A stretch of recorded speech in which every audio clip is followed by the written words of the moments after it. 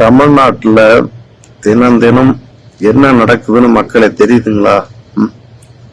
என்னங்க, செய்தித்தாளை பார்த்தாலும் தொலைக்காட்சியை பார்த்தாலும் மொபைலை தொட்டாலும் கொலை கொள்ளை கற்பழிப்பு இதுதான் வந்துகிட்டு இருக்கு. இப்ப பாருங்க, இப்பதான் 10 நாளைக்கு முன்ன விளாதி குளத்துல தூத்துக்குடி ஏரியாவில் ஒரு 12ஆம் வகுப்பு மாணவிக்கு எவ்வளவு கொடூர நிகழ்ச்சி நடந்ததுன்னு எல்லாருக்குமே தெரியும்.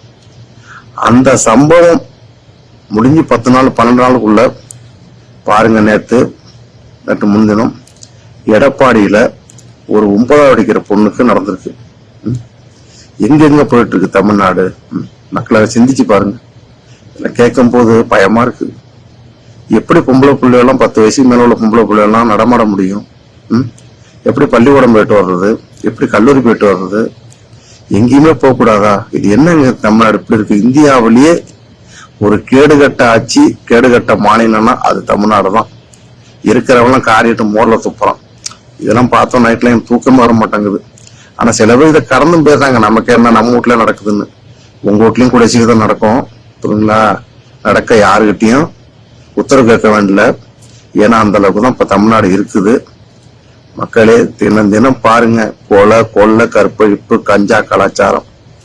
கேட்டா இதுல சட்டம் ஒழுங்கு சரியா இருக்கான், சட்டம் ஒழுங்கு சந்தி சிரிக்குது. என்ன இருக்கிறவங்க எல்லாம் என்ன நம்மளை எப்படி எப்படிலாம் பேசணுமோ அவ்வளவு அசிங்கமா பேசலாம். அது என் காதல விழுது. திருப்பி நான் அதை உங்களுக்கு நான் காணொலி வாயிலா போடுறேன். குற்றம் நடக்குது, இந்த மாதிரி அசிங்கம் நடக்குதுங்கிறதுக்காக தான் பேசணும். தவிர இவங்க நல்லவங்க அவங்க நல்லவங்க இவங்க தான் பேசணும், அவங்க பேசணும் என்ன கிடையாது. என்னங்க தமிழ்நாடு போற போக்க பார்த்தா வடநாட்டுலதான் இந்த சம்பவம் நடக்கும், கேள்விப்பட்டிருக்கோம், பார்த்திருக்கோம்.